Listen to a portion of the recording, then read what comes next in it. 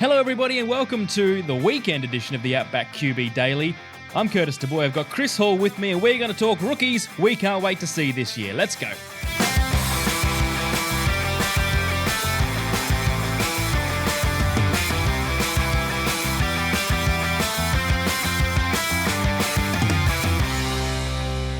Christopher Hall, known as Hawley. Curtis. Good to see you on the screen, my friend. How you going? I'm good. How are you, Curtis? Very well. This is a very rare Muscle Cat Media production with just you and I together. I can't think of too many times we've done this. I think we had one where Doss was sick and he couldn't make it. Mind you, he has also popped up with illness. He's battled through with a croupy, coffee kind of voice. He has done that. I mean, he must have almost been dead that one episode he missed. Yeah, but Doss refuses to miss anything to do with the podcast. That's right. And that's why we love him. So this is going to be a regular feature and we're going to work on the microphone quality from your end. We've just had a few technical glitches of late, but that'll be crisp and clear within a week or so. But what we'll be doing this year, you and I, is once a week we'll get together on the Daily Show and talk about rookies. Rookie recap, we'll call this segment. So every week we'll go through the rookies that performed well on the weekend. So we'll call them our studs, 4 studs, and then we'll probably have 1 dud. So 4 studs and a dud every week in our rookie recap. But given the season starts just next week, we're going to look at a few guys that we're excited to see. And we'll go through each round of the draft and just pick 1 guy. So 7 rookies, 1 from each that we're excited to watch for the year. So you've got round 1, Hawley. You kick it off. Will do, Curtis. It does actually get a little difficult towards the end of the draft because I don't know how many round 7 rookies will be playing. However, that's the trade-off with you. You get round 1, but you also have to sink into the mire in round 7. I found a good round 7 rookie, so don't worry, I'm all sorted. Okay. Round 1, we've spoken about it a bit on the podcast before, but it's Brian Thomas. Obviously, he led the FBS in touchdowns last year, which is a good sign that he will be a successful NFL wide receiver. And the reason I do like him, and I think we will see a lot of him this year, is that he's competing with Christian Kirk and Gabe Davis in Jacksonville. So he has a huge opportunity to take over Gabe Davis real early in the year, and then another opportunity to probably, kick Christian Kirk back to that wide receiver 2 spot as well. So if he can become Trevor Lawrence's number 1 man, and Trevor can live up to the hype that we've been, kind of looking for or waiting for the last couple of years, then Brian Thomas could have a very successful second half of the season this year. I like that because they are missing a number 1 man, aren't they? Since Ridley left, and that was a surprise to them. And it was Kirk that came a couple of years ago, and he was always a number 2 wherever he was beforehand. And then he sort of stepped in as a number 1 for a season, but hasn't been able to replicate that since. So the interesting thing with Thomas is that he was number 2 at LSU to Malik Neighbors as well. So he's never actually been the pure number 1, but I like him too. We've talked a lot in the offseason on the main Outback QB show that this guy's got something, and hopefully it's something special. I'm going to go I've got round 2. I'm going to go to Carolina. It's an obvious pick, or maybe not so obvious because it's delayed gratification due to his injury. Jonathan Brooks, the running back, the first running back taken in the draft this year, which is very different to the year before, of course, with Robinson and Gibbs going so early. But there was bad news this week, or perhaps expected news for the Panthers, in that he's still on the physically unable to perform list. He's recovering from that ACL, so he'll miss at least the first 4 weeks. But I'm so intrigued to see not just how Brooks goes as a player generally, but where this Carolina side is after 4 weeks. If he is indeed ready for week 5, they'll ease him in, no doubt. But will there have been some positivity with Bryce Young and this offense by that point, or will they still be in struggle town like they were all year last year? So, I mean, there's other players that have got to step up and show something and help Bryce Young out early because Brooks, their star running back, won't be there to do it. So how much can he show in year 1? In college, Hawley, he was a star. Our yards per carry stat that we love, 6.3 yards per carry throughout his career, which was huge. And he's only got Chuba Hubbard and Miles Sanders in front of him. So you'd think that once he's fit and once he eases in, he's the easy RB1 if he shows anything like he did in college. Yeah, I think he's definitely the RB1 in Carolina once he's fit and firing. I think they'll ease him into it pretty slowly.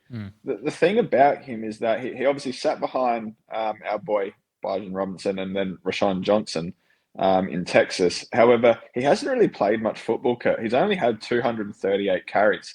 Last year, he obviously did he only played 11 games last year, did his ACL, had a pretty successful year with 1,100 yards, 6.1 average, and 10 TDs in those 11 games. But before that, he'd only been part of 11 total games and only had 51 carries before last year. So the jury's still out on him, to be honest. He's a bit of a projection, isn't he?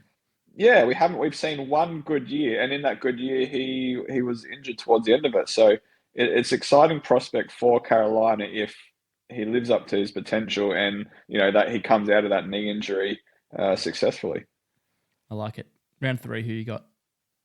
Round 3, I've gone for another running back, and he's only just popped up probably the last couple of days because the RB1 down in LA, Kyren Williams, is now a punt returner, Curtis. What are you talking about? So, Kyren Williams. What are you talking about?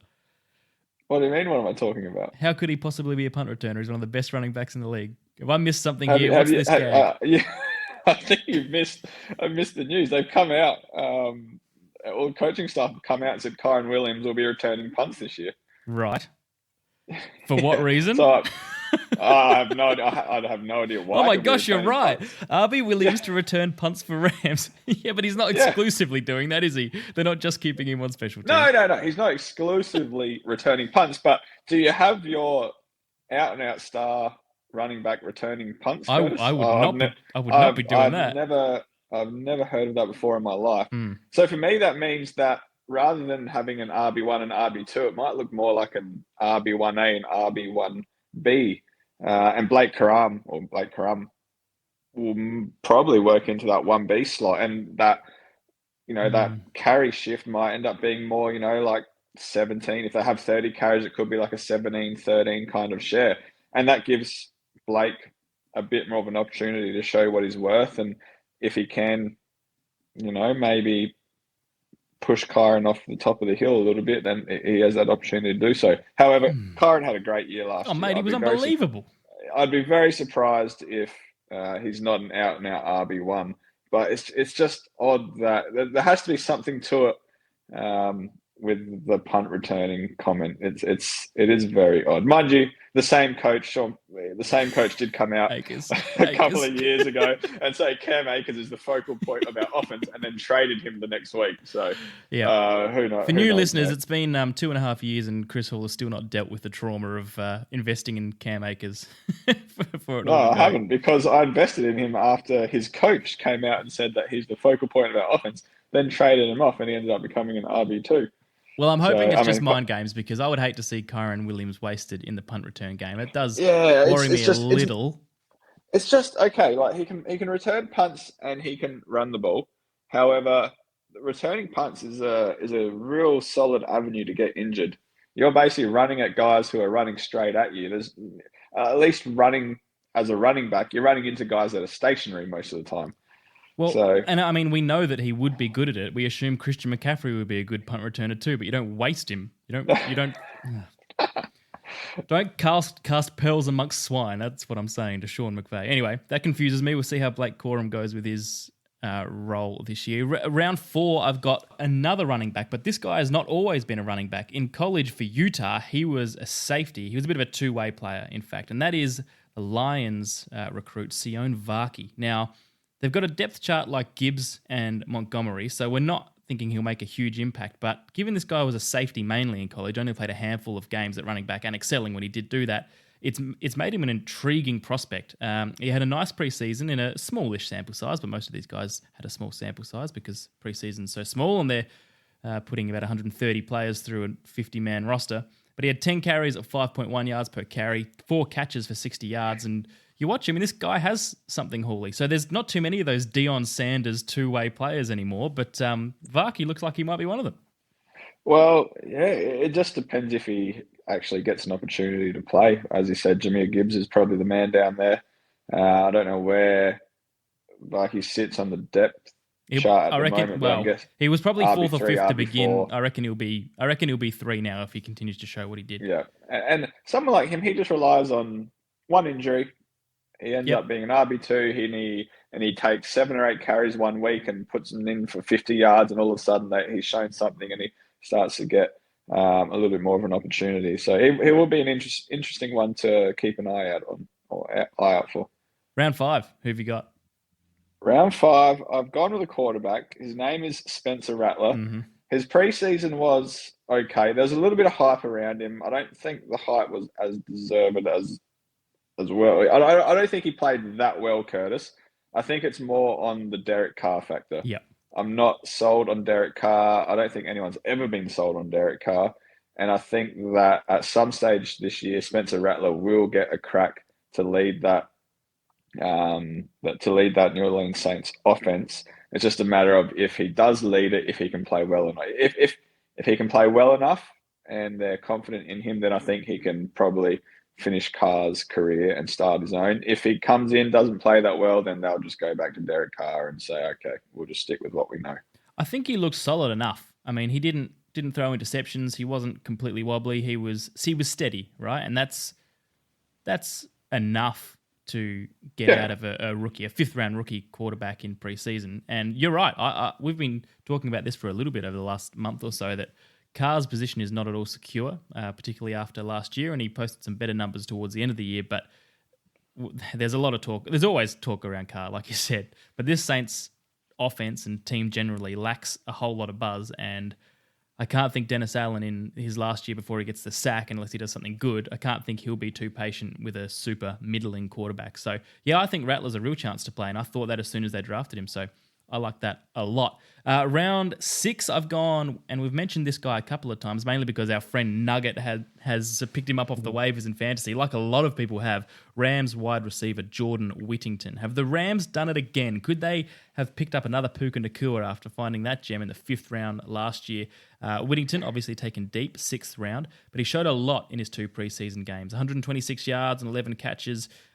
He rested for the 3rd because, man, this guy's made the roster and they're going to play him. So the depth chart is Cooper Kupp, Puka Nacua, and then ahead of Whittington, or probably just ahead of him at the moment, or at least formally, is DeMarcus Robinson and Tutu Atwell. But they're guys that if Whittington continues to show this form in the first month of the regular season and takes his opportunities, he'll be wide receiver 3 there before you know it. So imagine that, Hawley, if they've picked up another gem in Whittington that nobody went for. He's another Texas Longhorn, and he didn't really. How much did he show in college, Curt? Yeah, not much. I don't think he wasn't a real prolific ball winner. I mean, I know 2022 he had 650 yards. That was his biggest season, right? There wasn't much. Yeah, the year before that he had about 400. So it's not really. He's not a guy that's coming in with a huge production. A lot of these guys you do see that they get drafted late.